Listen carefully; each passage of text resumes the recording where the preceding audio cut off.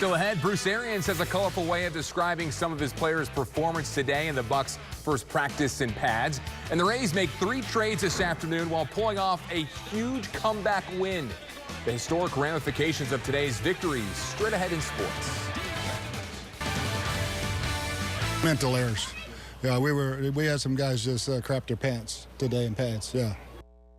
Well, I guess that's one way to describe the play of some of your players in the first full practice in pads. Any coach will tell you, though, getting the team in pads, one of the best evaluators of talent. And any player can basically look like a superhero in shorts and T-shirts. But once those pads goes on, it's like a truth serum or kryptonite to some of those players that will eventually start the season maybe on the roster bubble and then eventually get cut. Now, good thing, most of those guys on the roster bubble, they still have about a month to get a new pair of pants and maybe straighten this whole thing out. Stay with us. We're back after this final timeout. Less than 24 hours after the Rays bullpen collapsed and blew a 9-1 lead, the Blue Jays, well, it was their turn this afternoon to implode.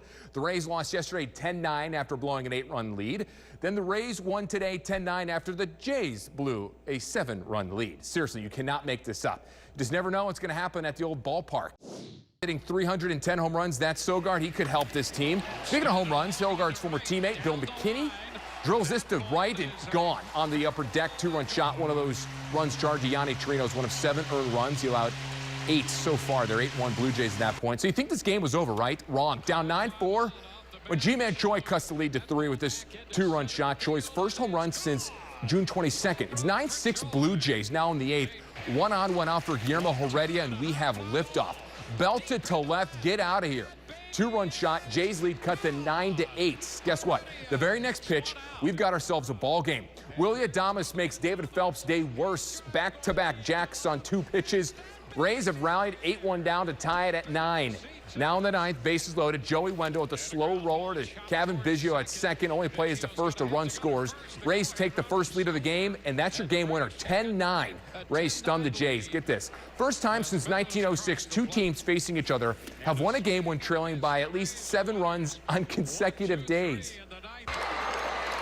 Kiermaier bangs into the wall, but he's got the baseball, makes the catch amazingly.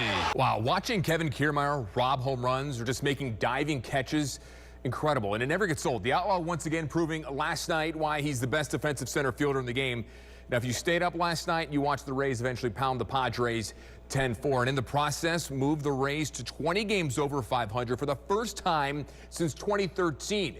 If you're looking for a job that lets you hold on to your position even after your lack of success, look no further than the general manager position of the Tampa Bay Buccaneers. Jason Light is one lucky guy.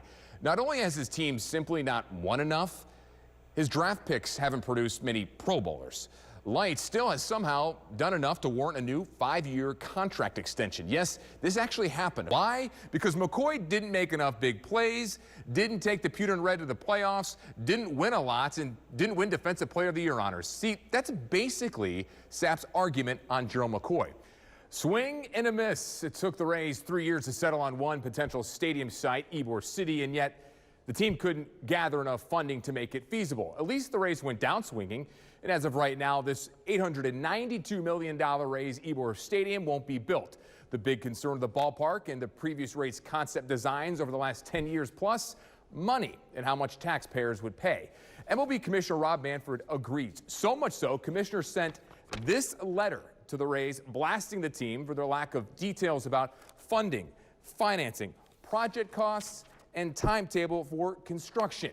Rays owner Stu Sternberg saying this afternoon he acknowledges Manfred's concerns, adding the Rays will not meet the city of St. Pete's deadline by the end of the month for the final plans for the Ybor Stadium site.